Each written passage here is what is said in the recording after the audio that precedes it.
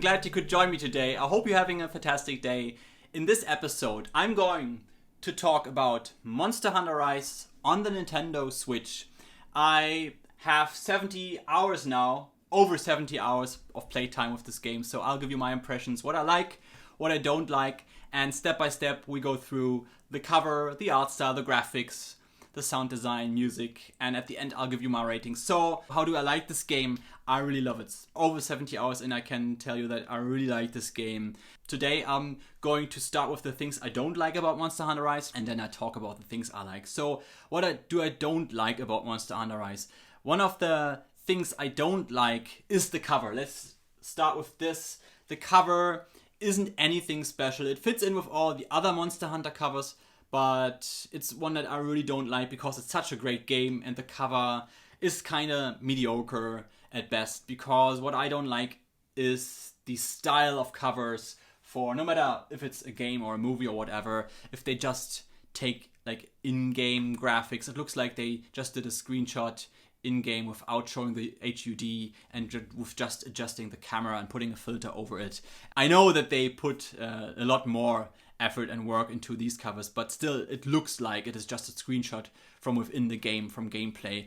And I always prefer hand-drawn or handmade covers or more minimalistic covers, and this cover is not my cup of tea. But that's one of the rare things I don't like about this game. Another thing that I don't like are the loading screens, because here's the thing, I've seen concept art of Monster Hunter Rise online, which looks amazing. It looks hand-drawn, it is so captivating, and the art style is amazing. You see the caverns and the areas in general, the monsters, and it looks so cool. But if you have the loading screens in the game, in theory it's awesome because it looks like these old traditional Japanese scrolls, and the further you progress within the story, the further the camera goes up the scroll and you see more stuff which is happening in the game, which is awesome. But the art style is something that I don't dig. The loading screen art style is something that I don't like. It doesn't look bad, but again, I would have preferred if they would have taken it to the next level with it and put some more work into it. And I don't know why they didn't take the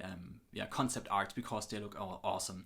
Another thing that I don't like is the cutscenes when you reach a new area or see a new monster. You are about to hunt a new monster and you have these small little cutscenes. They are amazing, they are awesome. But what I don't like is over these cutscenes is this old grain, old movie filter. And also at the end of the cutscene you have the name of the monster popping up in the bottom right hand corner. And the font, the lettering looks really cheap in my opinion. It kind of looks like a Windows 95, Windows 98 lettering or font, and I don't like that. But this is one of the rare things, and these are just, to be honest, nitpicks. These are just small little things.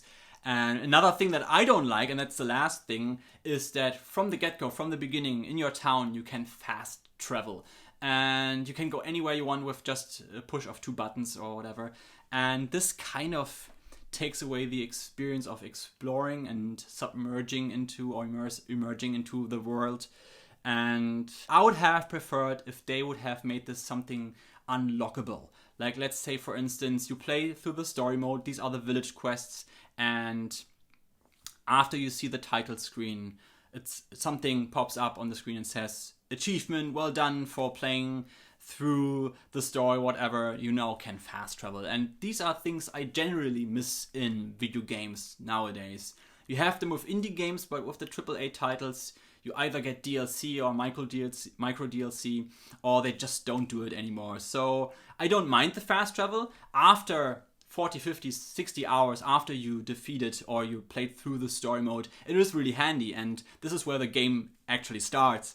But at the beginning I would have liked to just, and to be honest with you, I did that. Just walk through from A to B and explore everything, talk to the people, have a look at the scenery, at the village, and I forced myself, even though I knew I could fast travel, I forced myself to just walk from A to B, which I don't regret.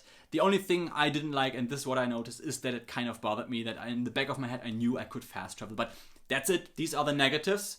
So now that you might think that I'm a negative Nancy, I hope you won't. Let's go to the positives. Again, the game is something special. That's what I noticed from the get-go, from the beginning. The first cutscene and walking through the village, it was just breathtaking, to be honest. I really loved it. And one of the things I like the most about this game is that they really took inspiration from Japanese culture. You have the buildings, the food, the weapons, the armors, the monsters, everything, the village. Everything's so inspired by Japan, and this is always something that catches my eye and that piques my interest. And this really feels even more so than all the other Monster Hunters like a Japanese game. And you have the dangos, you have all the clothes and the people, how they talk, again, the houses, the buildings, the whole setup, the whole atmosphere is so Japanese, and this is something that I really love about this game. Another thing, and this is something I always loved about Monster Hunter, since I played Monster Hunter Freedom Unite on the PSP, are all these subtle little details in the background. When you come into town, you have so many stuff put up on shelves, you have baskets with food, you have things hanging from the ceiling, you have pictures on the wall, you have people walking and running around. It really feels like a vivid world, a world full of life, and that's what I really love. And they did a great job here. And another thing that I really liked is the difficulty. It feels like it is a bit more easy. It has a lot of quality of life improvements. Again, one thing, the fast travel from the beginning I didn't like, but all the other quality of life improvements they have in this game are amazing. I mean, let's for instance take the wire box, which is a new mechanic, and this kind of reminded me of the Call of Duty days when they introduced boost jumping.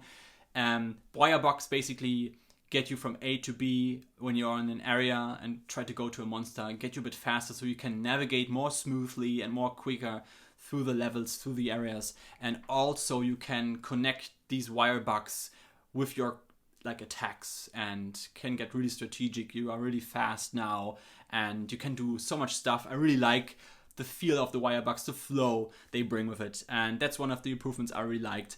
The Buddy Plaza is something I really like, to rent your buddies and to train them, to collect all the resources and items. That's pretty cool. I also like that, like in previous Monster Hunter games, the more you progress, the more the village is changing. That's something I really liked. One of the most amazing things about this game, let's go to music, is the soundtrack. It's so awesome. It really is. You get goosebumps. I got goosebumps at least. And it's so fitting. If you fight against monsters, it's so adventurous and dramatic.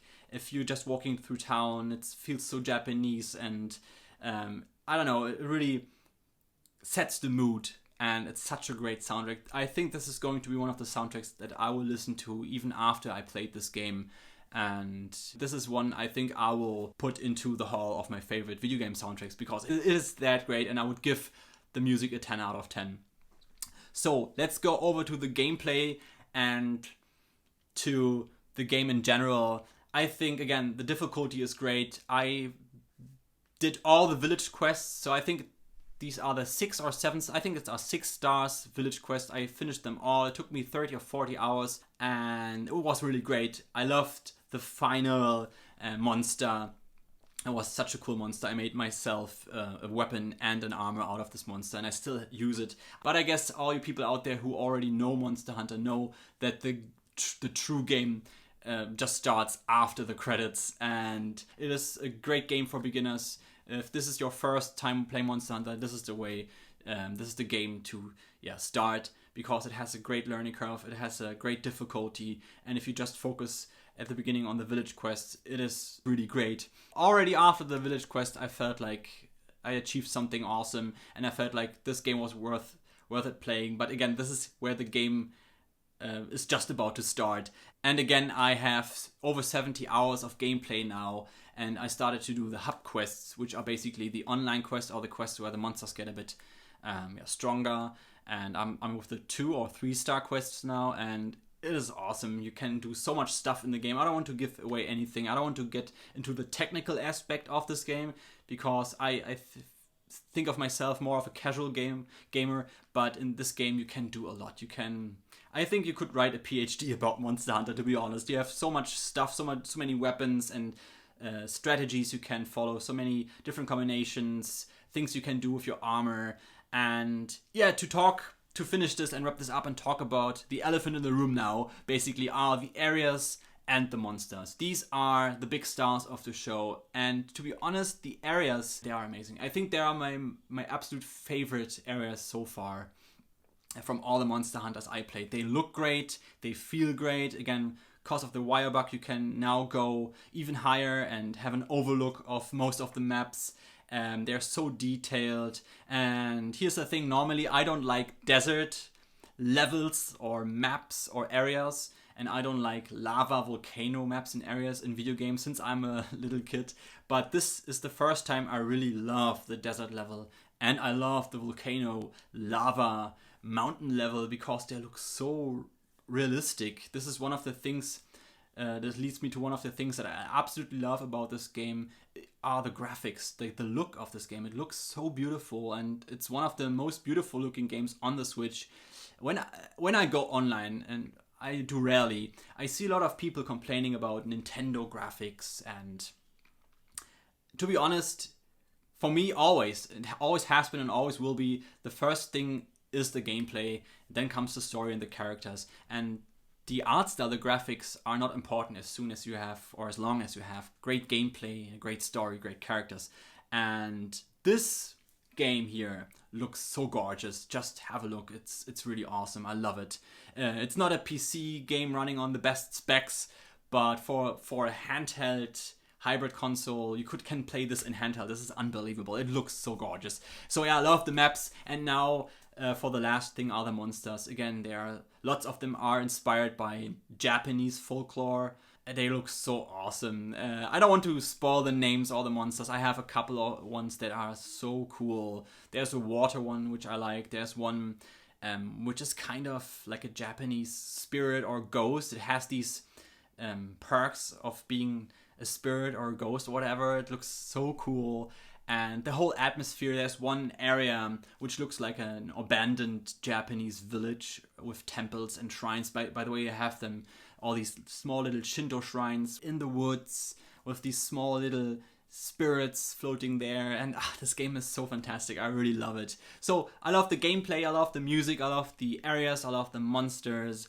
I love the difficulty about this game.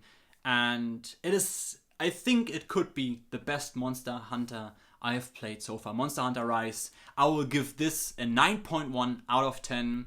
If you're new, definitely give it a try. And if you're a fan, I think you're already into this game a lot and played it. If not, go and get it. If you have any doubts, it is really cool. It looks great. It plays good. And it's a lot of fun. And what I heard is they will eventually in the future add on for free new monsters, new areas, whatever. So yeah, I'm definitely looking forward to that. But so far I am 70 hours in. I think now I'm in the post game, and I will at least have 70 more hours of gameplay, playing with friends online maybe even. And this is so awesome. And after that, I know of people who play this game for hundreds of hours because they want. I'm to be honest, I'm just going for the long sword, and I play it to the death. You have this like statistic in the game on your hunter card or whatever it's called, and for me it's just long sword, and all the others I didn't play. It's not because I'm not interested in them. It's just I get used to the weapon, or I got used to the weapon back in Monster Hunter Freedom Unite, and I never changed it. But if you're somebody who likes to play with different kind of weapons, strategies, and armors again, you can get hundreds of hours of gameplay. And yeah, this game is totally worth it. So thank you so much for watching. This was my impressions of Monster Hunter Rise on the Nintendo Switch. I really hope you enjoyed this, and I see you in the next episode. Take care. Bye bye.